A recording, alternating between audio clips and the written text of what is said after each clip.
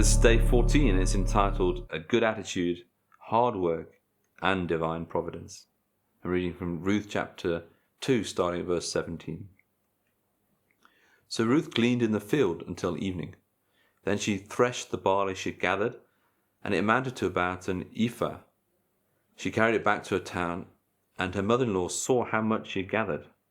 Ruth also brought out and gave her what she had left over after she had eaten enough.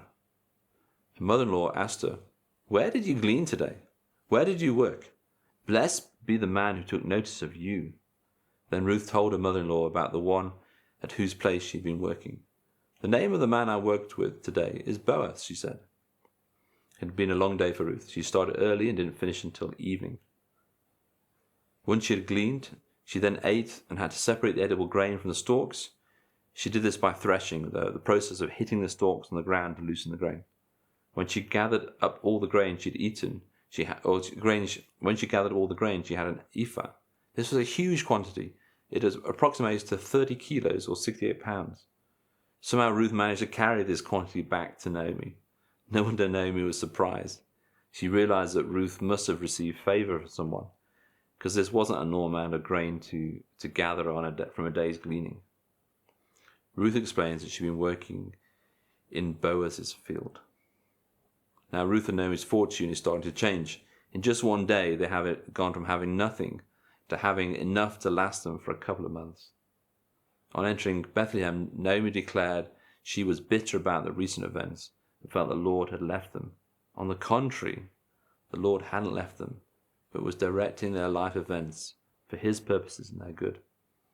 In contrast to Naomi, Ruth's attitude was different. She decided to go and make a go of it and work hard and be honorable to the people and just see what happened. The result was blessing and favor.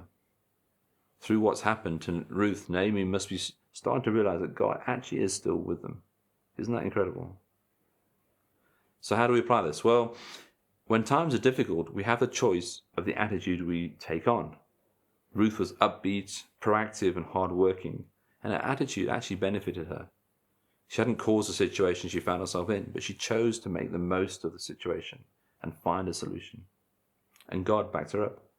A good attitude, hard work, and then divine providence combined to result in blessing, not just for Ruth, but Naomi as well. The attitude we approach a situation with has a huge bearing of how we experience that situation. How's your attitude been lately? Have you been similar to Ruth during difficult seasons, or are you more similar to Naomi? If you've been more like Naomi, why not ask God to help change your attitude now? Ask God to help you see the situation you find yourself in through the eyes of hope, not of despair. It's the way that Ruth saw it, not Naomi. Ephesians 1 verse 18 encourages us to get a revelation of the hope that we as believers have.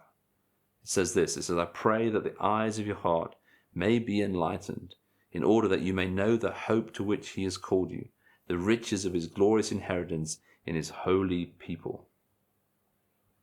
So let's take a moment to pray. Jesus, thank you that you never left Naomi and Ruth. And even though Naomi it felt like you'd left or wondered if you left, you never had. And you were working situations for their benefit and their good.